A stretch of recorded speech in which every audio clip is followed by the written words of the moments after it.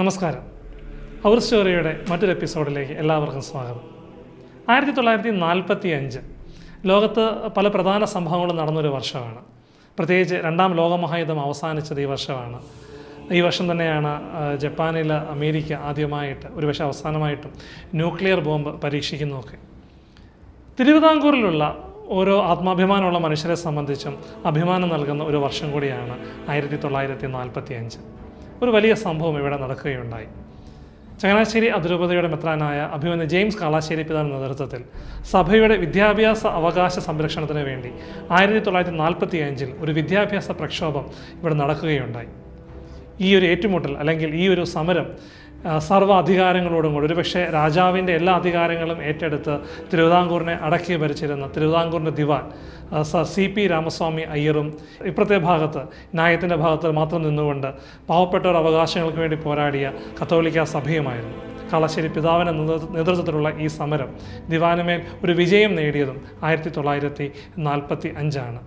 കേരള വികസനത്തിൽ സഭയുടെ സംഭാവനകൾ എന്ന് ഡോക്ടർ കുര്യാസ് കുമ്പളക്കുഴി സാർ എഴുതിയ, അത് യഥാർത്ഥത്തിൽ ചങ്ങനാശ്ശേരി അതിരൂപത ഇന്ന് എന്ന പുസ്തകത്തിൻ്റെ 3ാമത്തെ വാല്യത്തിൻ്റെ 1ാമത്തെ ഭാഗമാണ്. ഈ പുസ്തകത്തിൻ്റെ അടിസ്ഥാനത്തിൽ അതിൽ നിന്ന് ലഭിച്ച വിവരങ്ങളുടെ അടിസ്ഥാനത്തിലുമാണ് പ്രധാനമായിട്ടും ഇന്നത്തെ ഈ എപ്പിസോഡ് ഇവിടെ തയ്യാറാക്കിയിരിക്കുന്നത്. എല്ലാവരെയും അവർ സ്റ്റോറിയുടെ എപ്പിസോഡിലേക്ക് ഒരിക്കൽ കൂടി സ്വാഗതം ചെയ്യുന്നു.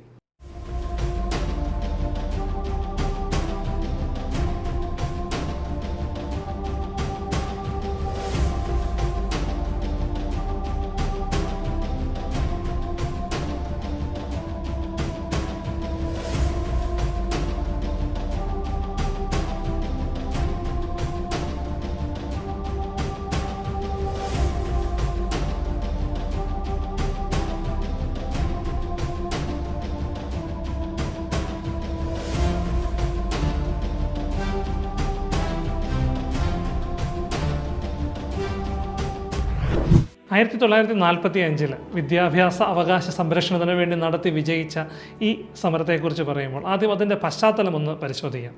അന്ന് തിരുവിതാംകൂർ ഭരിച്ചിരുന്ന രാജാവ് ശ്രീ ചിത്രതിരുനാൾ ബാലരാമവർമ്മയായിരുന്നു. അന്ന് ദിവാൻ എന്ന് പറയുന്നത് CP രാമസ്വാമി അയ്യറായിരുന്നു. തിരുവിതാംകൂറിൻ്റെ ചരിത്രം അറിയുന്നവർക്കൊക്കെ തന്നെ അറിയാം. തിരുവിതാംകൂറിലെ എല്ലാ അധികാരങ്ങളും കൈയാളിക്കൊണ്ട് തിരുവിതാംകൂറിനെ അടക്കി ഭരിച്ചിരുന്നു. ഒരുപക്ഷെ ചില വ്യക്തിപരമായ താല്പര്യങ്ങളും ഒക്കെ തന്നെ മനസ്സിൽ വെച്ചുകൊണ്ട് തിരുവിതാംകൂറിനെ അടക്കി ഭരിച്ചിരുന്നത് CP രാമസ്വാമി അയ്യറാണ്.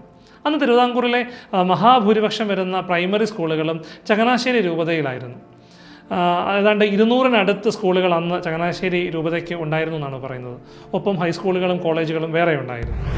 നമുക്കറിയാം, സഭ ഈ സ്ഥാപനങ്ങളൊക്കെ തന്നെ പണിതുയർത്തിയത് സാധാരണക്കാരായ വിശ്വാസികളുടെ മാറ്റിവെച്ച ചെറിയ ചെറിയ സംഭാവനകളിൽ നിന്നും, അല്ലെങ്കിൽ ഈ കെട്ടുതെങ്ങ്, അതുപോലെ പിടിയേരി, അങ്ങനെയൊക്കെയുള്ള അവരുടെ ത്യാഗത്തിൽ നിന്നും രൂപപ്പെടുത്തിയ സ്ഥാപനങ്ങളാണ് ഇതൊക്കെ തന്നെ. ഈ സ്കൂളുകളും ഈ കോളേജുകളും ഒക്കെ തന്നെ സമൂഹത്തിൽ എല്ലാവർക്കും പഠിക്കുവാൻ വേണ്ടിയും എല്ലാവരെയും സമൂഹത്തിൻ്റെ മുഖ്യധാരയിലേക്ക് കൊണ്ടുവരാൻ വേണ്ടിയാണ് സ്ഥാപിച്ചത്, ജാതിമത ചിന്തകൾക്കപ്പുറം. അപ്പം അങ്ങനെ വലിയൊരു സേവന മേഖല, ജനതയ്ക്ക് വിദ്യാഭ്യാസം നൽകാനുള്ള ഉത്തരവാദിത്തം ഏറ്റെടുത്തുകൊണ്ട് ചങ്ങനാശ്ശേരി അതിരൂപത കൃത്യമായി നടപ്പിലാക്കിക്കൊണ്ടിരിക്കുന്ന ഒരു കാലഘട്ടമാണത്. ഇന്നത്തെ പോലെ തന്നെ അന്നും സഭ കൃത്യമായിട്ടുള്ള ഒരു ലക്ഷ്യത്തോടു കൂടെ തന്നെ എല്ലാവർക്കും വിദ്യാഭ്യാസം നൽകുക, എല്ലാവരെയും വളർത്തുക, ഉയർത്തുക എന്ന ലക്ഷ്യത്തോടെ മുന്നോട്ട് പോവുകയാണ്.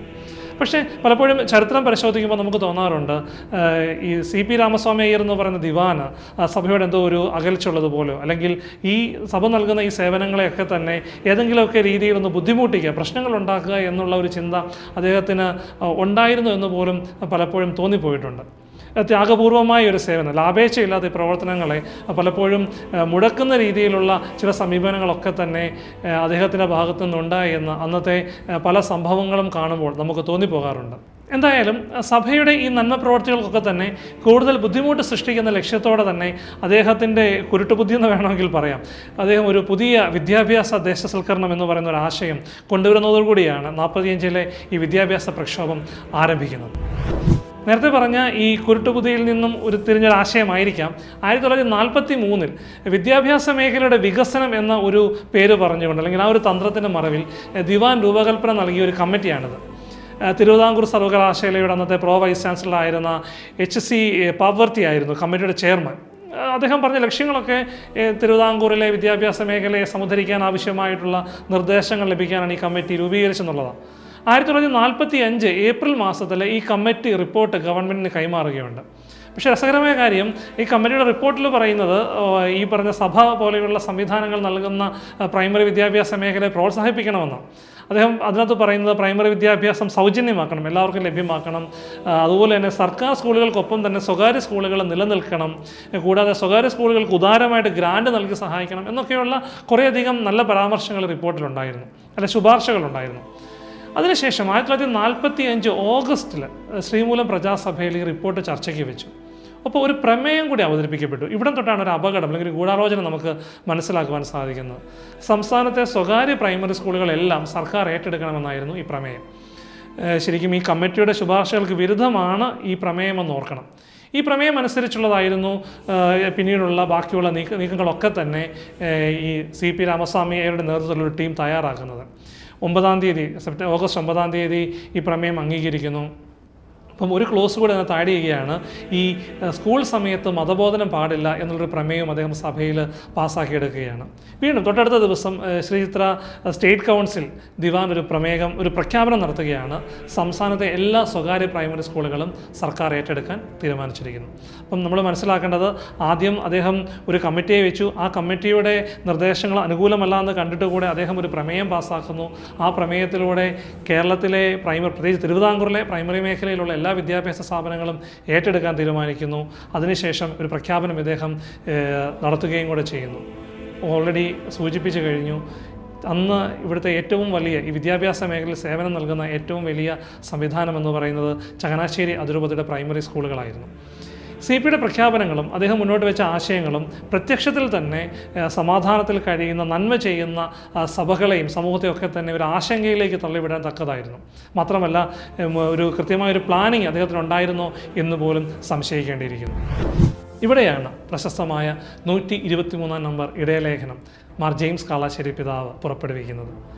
തിരുവിതാംകൂറിൽ അന്നത്തെ കത്തോലിക്ക സഭയുടെ ഒരു സംവിധാനവും കൂടെ ഇതിനോടൊപ്പം തന്നെ സൂചിപ്പിക്കാം. തിരുവിതാംകൂറിലെ കത്തോലിക്ക സഭയ്ക്ക് 7 രൂപതകളുടെ കീഴിലാണ് അന്ന് സീറോ മലബാർ കത്തോലിക്കർ തിരുവിതാംകൂറിലുണ്ടായിരുന്നത്. അതിൽ ചങ്ങനാശ്ശേരി അതിരൂപതയിലായിരുന്നു സീറോ മലബാർ സഭയിൽപ്പെട്ട മുഴുവൻ കത്തോലിക്കരും. പിന്നെ ലത്തീൻ രൂപതകളായിട്ട് കൊല്ലവും തിരുവനന്തപുരം വിജയപുരവും ഉണ്ടായിരുന്നു. അതുപോലെ തന്നെ ആലപ്പുഴയിലുള്ള ആൾക്കാർ കൊച്ചി രൂപതയുടെ ഭാഗമായിരുന്നു. പിന്നെ മലങ്കര കത്തോലിക്കർക്ക് വേണ്ടി തിരുവനന്തപുരവും തിരുവല്ലയും ഉണ്ടായിരുന്നു. ഇത്രയും രൂപതകളാണുള്ളത്. ഇതിൽ കൂടുതൽ സ്കൂളുകളും ചങ്ങനാശ്ശേരി അതിരൂപതയുടെ കീഴിൽ തന്നെയായിരുന്നു. രൂപത തന്നെയാണ് ഏറ്റവും വലിയ ഒരു സേവനം നിസ്വാർത്ഥമായിട്ട് ചെയ്തുകൊണ്ടിരുന്നത്.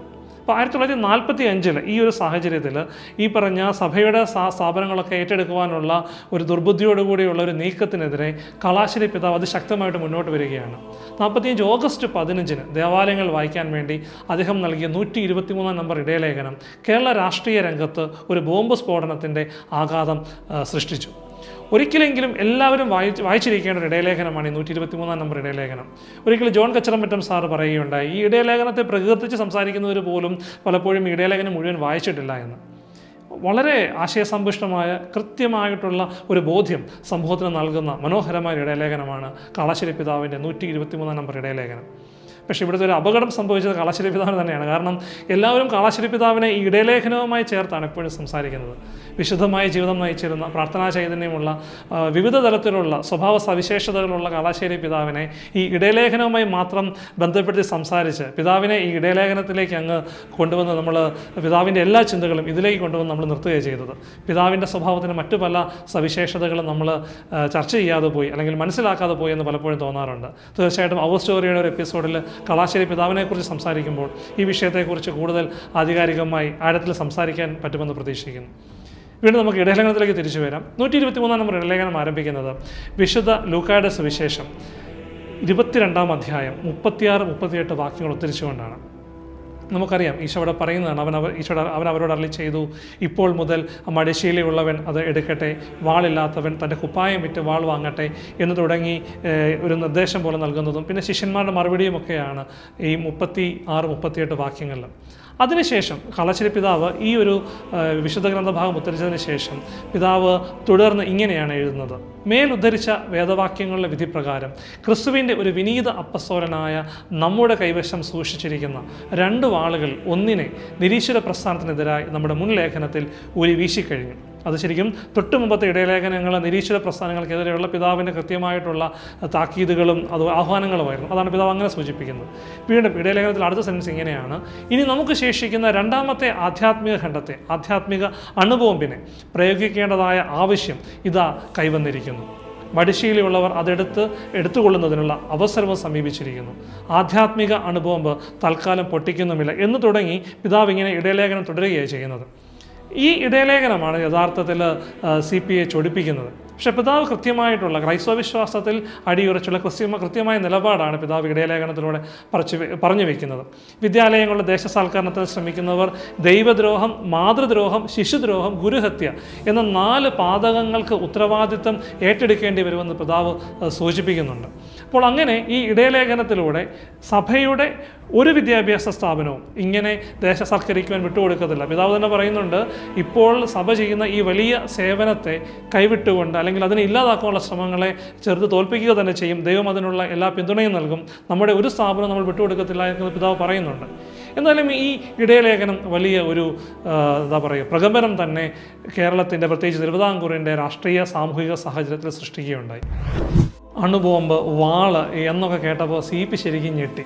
കാരണം ജപ്പാനിൽ ഈ ന്യൂക്ലിയർ ബോംബൊക്കെ പൊട്ടിയിട്ട് ഒരാഴ്ച പോലും ആയില്ല. 15-ാം തീയതിയാണല്ലോ പിതാവ് ഇടയലേഖനം ഇറക്കുന്നത്. അപ്പോൾ അതുകൊണ്ട് CP ശരിക്കും പിതാവിനെതിരെ ഒരു യുദ്ധപ്രഖ്യാപനമൊക്കെ നടത്തിക്കൊണ്ട് അദ്ദേഹത്തോട് സെപ്റ്റംബർ 6-ന് സർക്കാരിൽ നിന്നൊരു വിശദീകരണം ചോദിച്ചുകൊണ്ടുള്ള ഒരു എഴുത്ത് വരികയാണ് ചെയ്യുന്നത്. ഇടയലേഖനം പിൻവലിച്ചുകൊണ്ട് പിതാവ് പരസ്യമായി മാപ്പ് പറയണം എന്നുള്ള നോട്ടീസാണ് അദ്ദേഹത്തിന് ലഭിക്കുന്നത്. പക്ഷേ പിതാവ് മാപ്പല്ല, ഒന്നും പിതാവ് പറയാൻ പോയില്ല. പിതാവ് കൃത്യമായിട്ട് 15 ദിവസത്തെ ഒരു നോട്ടീസ് പീരീഡാണ് കൊടുത്തിരുന്നത്. കാളശ്ശേരി പിതാവ് അതിന് കൃത്യമായിട്ടുള്ള മറുപടി കൊടുത്തു. പിതാവ് പറഞ്ഞു, ഞാൻ ഈ ഇടയലേഖനം പിൻവലിക്കാനും പോകുന്നില്ല, മാപ്പ് പറയാനും പോകുന്നില്ല. കാരണം ഞാൻ എഴുതി കൃത്യമായിട്ട് ചിന്തിച്ച് തന്നെ എഴുതിയ ഒരു ഇടയലേഖനമാണ്. അപ്പോൾ പിതാവിൻ്റെ നോട്ടീസിന് ഈ പറഞ്ഞൊരു മറുപടി, അതായത് പിതാവ് അത് കൃത്യമായിട്ട് പറയുന്നുണ്ട്, തെറ്റായിട്ടൊന്നും പറഞ്ഞിട്ടില്ല, പിന്നെ പിൻവലിക്കേണ്ട കാര്യമില്ല. അപ്പോൾ അതുകൊണ്ട് തന്നെ ഒരു വിട്ടുവീഴ്ചയ്ക്കും പിതാവ് തയ്യാറല്ലെന്ന് ഈ മറുപടിയിലൂടെ ഇവർക്ക് മനസ്സിലായി, ഈ ദിവാനും അദ്ദേഹത്തിൻ്റെ ഒരു ടീമിനും മനസ്സിലായി. പിന്നെ അദ്ദേഹം ചെയ്തത് എന്താണെന്ന് ചോദിച്ചു കഴിഞ്ഞാൽ, അദ്ദേഹം ഒരു ഭീഷണിയോടുകൂടി അല്ലെങ്കിൽ മാപ്പ് പറയുന്നതും അല്ലെങ്കിൽ ഈ പിൻവലിക്കുക എന്ന് പറഞ്ഞ കാര്യങ്ങളൊന്നും താൻ ഉദ്ദേശിക്കുന്നില്ല എന്ന് കാളശ്ശേരി പിതാവ് പറഞ്ഞതുകൊണ്ട് തന്നെ ഇത് അദ്ദേഹത്തെ പ്രകോപിപ്പിക്കുകയും പിതാവിനെ അറസ്റ്റ് ചെയ്യുകയും ചെയ്യുമെന്നുള്ള രീതിയിലുള്ള ഒരു സാഹചര്യം നിലവിൽ വന്നു. അപ്പോൾ പിതാവിനെ അറസ്റ്റ് ചെയ്യുന്നു എന്നൊരു വാർത്ത, അല്ലെങ്കിൽ അങ്ങനെ സംഭവിക്കാൻ സാധ്യതയുണ്ടെന്നുള്ളൊരു വാർത്ത പറഞ്ഞു കഴിഞ്ഞപ്പോഴത്തേക്കിനും ചങ്ങനാശ്ശേരിയിലേക്ക് ജനസാഗരങ്ങൾ ഒഴുകിയെത്തിയെന്നാണ് പറയുന്നത്.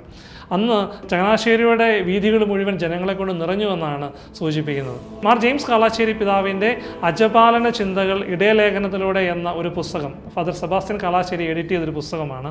ആ പുസ്തകത്തിൽ പാലാരൂപതയുടെ മുൻ പിതാവായിട്ടുള്ള മാർ ജോസഫ് പള്ളിക്കാപ്പറമ്പിൽ ഈ സംഭവത്തെ അനുസ്മരിക്കുന്നത് ഇങ്ങനെയാണ്.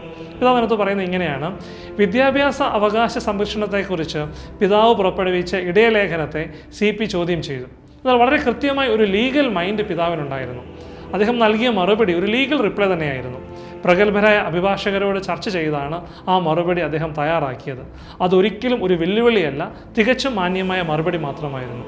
തൻ്റെ തീരുമാനം കൃത്യമാണെന്നറിയാവുന്ന പിതാവ് അതിൽ ഉറച്ചു നിന്നു. തിരുവിതാംകൂർ രാജകുടുംബവുമായും അദ്ദേഹം ഊഷ്മളമായ ബന്ധം സൂക്ഷിച്ചിരുന്നു. രാജാവിനെ ബഹുമാനിക്കുന്നു എന്ന് തന്നെയാണ് പിതാവ് കുറിച്ചത്. പക്ഷേ വിദ്യാഭ്യാസ വിഷയത്തിൽ ശരിയായ നിലപാട് സ്വീകരിച്ച് ദൈവഭയത്തിൽ മുന്നോട്ട് പോയ പിതാവിനെതിരെ നടപടിയെടുക്കുവാൻ ദിവാൻ ഇറങ്ങിത്തിരിച്ചു. ഇതറിഞ്ഞ ജനങ്ങൾ പിതാവിനെ പിന്തുണച്ചു. ചങ്ങനാശ്ശേരിയുടെ വീഥികൾ ജനസമുദ്രമായി രാപകൽ വ്യത്യാസമില്ലാതെ ജനം കൂട്ടം കൂട്ടമായി ചങ്ങനാശ്ശേരിയിലേക്ക് എത്തിച്ചേർന്നു. ഒടുവിൽ ദിവാന് പരാജയം സമ്മതിച്ച് പിൻവാങ്ങേണ്ടി വന്നു എന്നതാണ് ചരിത്ര സത്യം. അന്ന് ജീവിച്ചിരുന്ന ഈ വിഷയങ്ങളൊക്കെ നേരിട്ട് കണ്ടിരുന്ന പള്ളിക്കാപ്പറമ്പിൽ പിതാവിൻ്റെ മനോഹരമായിട്ടുള്ളൊരു വിവരണമാണ് ഇതിലൂടെ കാണുന്നത്. 124 നമ്പർ ഇടയലേഖനം പിതാവ് 1945 സെപ്റ്റംബർ 14 ഇറക്കുകയുണ്ടായി.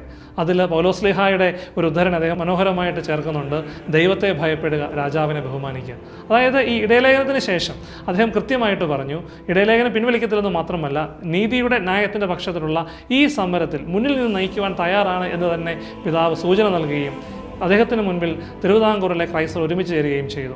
ആദ്യമേ സൂചിപ്പിച്ചതുപോലെ നന്മ ചെയ്യുന്നൊരു സംവിധാനത്തിനെതിരെ അതിശക്തമായിട്ടുള്ള സമരങ്ങളിലൂടെ അല്ലെങ്കിൽ അധികാരം ഉപയോഗിച്ച് അടിച്ചമർത്താൻ ശ്രമിക്കാം എന്നുള്ള ഒരു തെറ്റിദ്ധാരണ ഈ സമരത്തിൽ പരാജയപ്പെട്ടതോടുകൂടി CPക്ക് ഉണ്ടായി എന്ന് തന്നെ വേണം മനസ്സിലാക്കുവാൻ. കത്തോലിക്ക കോൺഗ്രസ് സമർപ്പിച്ച 2.5 ലക്ഷം പേര് ഒപ്പിട്ട ഒരു ഭീമ ഹർജിയെക്കുറിച്ച് ഇതിനോട് ബന്ധപ്പെട്ട് പറയേണ്ടതുണ്ട്. ശ്രീ ജോൺ കച്ചറമറ്റം സാറിൻ്റെ വിദ്യാഭ്യാസ സമരം കേരളത്തിൽ എന്ന പുസ്തകത്തിൽ സാർ ഇതിനെക്കുറിച്ച് സൂചിപ്പിക്കുന്നുണ്ട്. സാറ് പറയുന്നുണ്ട്, അന്ന് രാജാവിന് ഈ സെപ്റ്റംബർ മാസത്തിൽ തന്നെ 45 സെപ്റ്റംബർ മാസത്തിൽ തന്നെ 2.5 ലക്ഷത്തോളം ആളുകൾ ഒപ്പിട്ട ഒരു ഭീമ ഹർജി ഈ വിദ്യാഭ്യാസ പരിഷ്കരണ തീരുമാനങ്ങൾ പിൻവലിക്കണമെന്ന് പറഞ്ഞുകൊണ്ട് കത്തോലിക്ക കോൺഗ്രസ് സമർപ്പിച്ചു എന്നാണ് സാറിൻ്റെ പുസ്തകത്തിൽ സാർ പറഞ്ഞു വയ്ക്കുന്നത്. ഓർക്കണം, അന്ന് ഈ വാട്സാപ്പോ അങ്ങനെയുള്ളൊരു സംവിധാനങ്ങളും ഇല്ലാതിരുന്നപ്പോൾ ഇത്രയും ജനങ്ങളെ ഒരുമിച്ച് കൂട്ടി ഏതാണ്ട് ഒരു 1-2 മാസത്തിനിടയ്ക്ക് ഇത്രയും വലിയ ഒരു ഹർജി തയ്യാറാക്കി അവിടെ എത്തിക്കുവാൻ സാധിക്കുമായിരുന്നുവെങ്കിൽ എത്രത്തോളം വലിയൊരു സംവിധാനം, സംഘടനാ സംവിധാനവും സഭാ സംവിധാനം നമുക്ക് സ്വന്തമായിട്ടുണ്ടായിരുന്നു. എന്തായാലും ഇങ്ങനെ ജനങ്ങളുടെ വലിയ പിന്തുണയോടുകൂടി ഈ വിദ്യാഭ്യാസ പ്രക്ഷോഭം പൂർണ്ണമായി വിജയിക്കുകയും അതിനെതിരെ നടപടിയെടുക്കുവാൻ ശ്രമിച്ചിരുന്ന ദിവാൻ അതിൽ നിന്ന് പിൻവാങ്ങുകയും ചെയ്തു എന്നുള്ളതാണ് ചരിത്രം. നിലപാടുകൾ മാത്രമല്ല, ഉള്ളടക്കം കൊണ്ടും കനപ്പെട്ട ഒരു ചരിത്രരേഖയായി മാറിയിട്ടുണ്ട് ഈ 123 നമ്പർ ഇടയലേഖനം. വിദ്യാഭ്യാസ സ്വാതന്ത്ര്യ പ്രഖ്യാപനത്തിൻ്റെ കേരള മാഗ്നക്കാട്ട ആണിത് എന്നാണ് കുര്യാസ് കുമ്പളക്കുഴി സാറ് അദ്ദേഹത്തിൻ്റെ ലേഖനത്തിൽ വിശേഷിപ്പിക്കുന്നത്. തീർച്ചയായിട്ടും അനീതിക്കെതിരെ പടപൊരുതുവാൻ വേണ്ടി ശ്രമിക്കുന്ന ഓരോ വ്യക്തിക്കും അഭിമാനം നൽകുന്ന, എന്നും ഓർത്ത് സന്തോഷത്തോടുകൂടെ മുന്നോട്ട് പോകുവാൻ പ്രചോദനമേകുന്ന ഒരു സംഭവം തന്നെയായിരുന്നു 45-ലെ ഈ വിദ്യാഭ്യാസ പ്രക്ഷോഭ സമരവും അതിനോടനുബന്ധിച്ച് കാളാശ്ശേരി പിതാവ് ഇറക്കിയ 123 നമ്പർ ഇടയലേഖനവും. നിലപാടുകൾ ഉറച്ചു നിന്നുകൊണ്ട് സഭയെ നയിച്ച ധീരരായ ഇത്തരം വിശുദ്ധരായ പിതാക്കന്മാരുടെ വലിയ പിന്തുണ കൊണ്ട് തന്നെയാണ് ദൈവം നമ്മുടെ സഭയെ എന്നും മുന്നോട്ട് നയിക്കുന്നത്.